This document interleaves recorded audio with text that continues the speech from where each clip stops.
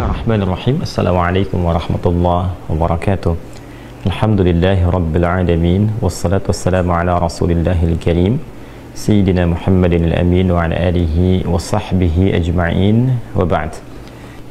Kan di dalam surah ke-9 At-Taubah di ayat ke-18 saat Allah Subhanahu wa taala berfirman, "Innama ya'muru masajidallahi man amana billah wal yawmil akhir wa aqama as-salata wa ata az-zakah wa lam yakhsha illa Allah fa'asa ulaika ay yakunu minal muhtadin."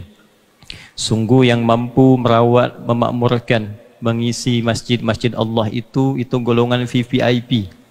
Karena innama itu di dalam gramatikal bahasa Arab disebut dengan adatul hasri, huruf untuk membatasi. Jadi tak semua orang ni bisa mengkhususkan waktunya untuk merawat masjidnya Allah.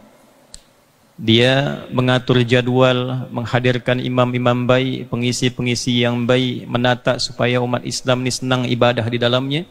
Maka itu golongan VVIP kata Allah di dalam Al-Quran. Maka orang-orang itu disifati dengan kalimat-kalimat baik. Dia punya projek akhirat. Saat orang banyak mengejar projek dunia, dia menyiapkan projek akhirat. Man amana billah, karena imannya dia mau makmurkan masjid, wal yaumil akhir, ya, dia mencari proyek akhirat. Wa aqamas salah wa ataz zakah wa lam yakhsha illallah fa'asa ulaika ay yakunu minal muhtadin. Maka mereka bila ikhlas mengerjakan itu, juga mengisi bermacam-macam ibadah di masjid, akan digolongkan pada orang-orang yang diberikan petunjuk dan kemudahan hidup oleh Allah Subhanahu wa taala sampai di akhirat kelak. Semoga Allah menggolongkan kita semua dan mendapatkan percikan dari kemuliaan ayat dimaksud. Bagi seluruh yang datang dalam kajian ini ataupun semua dari program festival, kami mulai dengan memberikan satu hadis Nabi SAW yang tersambung riwayatnya pada sahabat mulia Abu Darda radhiyallahu taala anhu.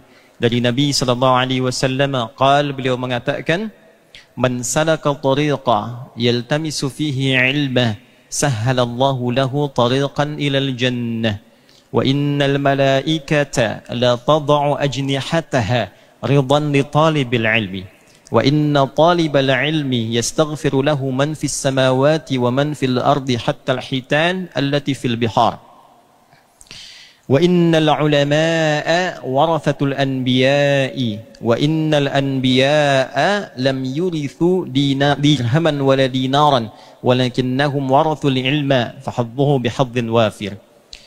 Dan siapapun man itu untuk bentuk tunggal personal, tapi tawarannya bersifat general.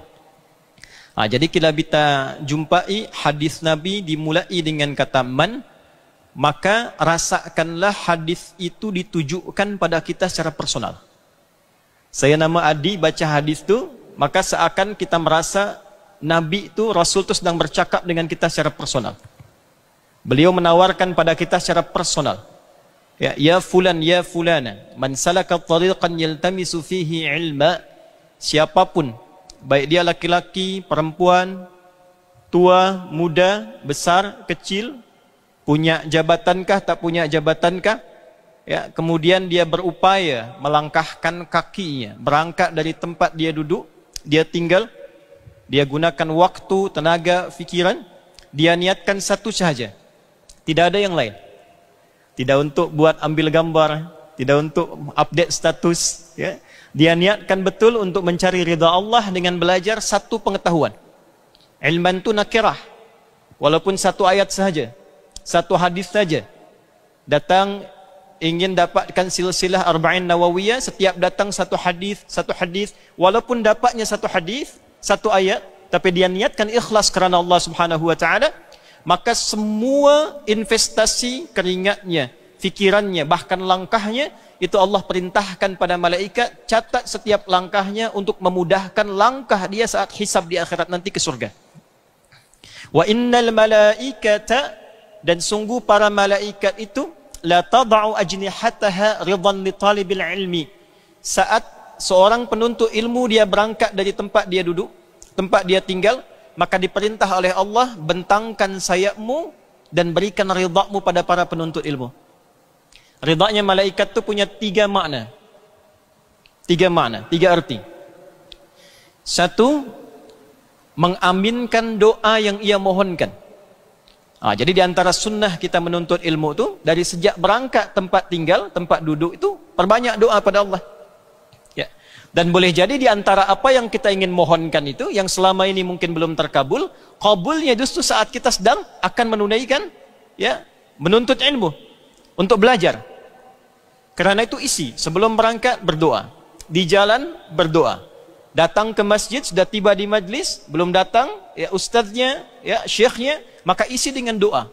Maka doa-doa yang dimohonkan saat kita sedang menuntut ilmu itu, malaikat membersamai dan mengaminkan.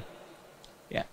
Yang kedua, memohonkan kepada Allah ampunan. Ya, memohonkan ampunan. Ya Allah ampuni si fulan, ya Allah ampuni si fulana. Ya, ini ada satu riwayat yang sangat viral. Saat seseorang ingin bertobat kepada Allah Subhanahu wa taala dari dosa yang sangat melimpah dalam hidupnya, maka diarahkanlah ia untuk datang ke majlis ilmu. Berangkatlah ia kemudian ke majlis ilmu dengan niat berhijrah karena Allah dan Rasulnya, ya. Kemudian apa yang terjadi? Di pertengahan belum sampai ia ke majlis itu, wafatlah dia, meninggal.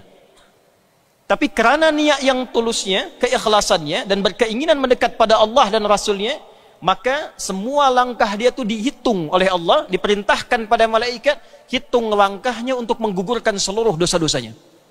Maka diampunilah dosanya itu seluruhnya tanpa kecuali, dengan keikhlasannya dia berangkat ke majlis ilmu walaupun belum sampai dia di majlis itu. Dari sinilah kemudian salah satunya turun riwayat di Quran surah keempat An-Nisa di ayat yang ke-100. Wa may yuhajir fi sabilillah yajid fil ardi muraghaman katsiran wasa'ah. Wa may yakhruj min baitihi muhajiran ila Allah wa rasulih thumma yudrikhul maut faqad waqa'a ajruhu 'ala Allah.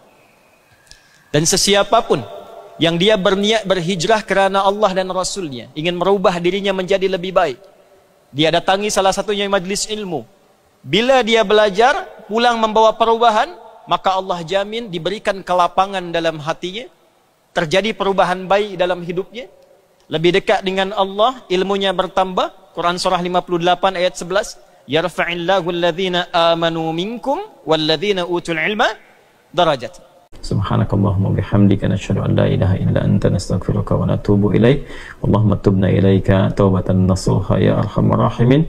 Ighfir lana dhunubana ya Allah kama ghafarta ibadakas salihin was salihat wa alhiqna ma'ahum ma'al ladzina an'amta 'alaihim minal nabiyyin was siddiqin was syuhada'i was salihin wa hasuna ulaika rafiqa.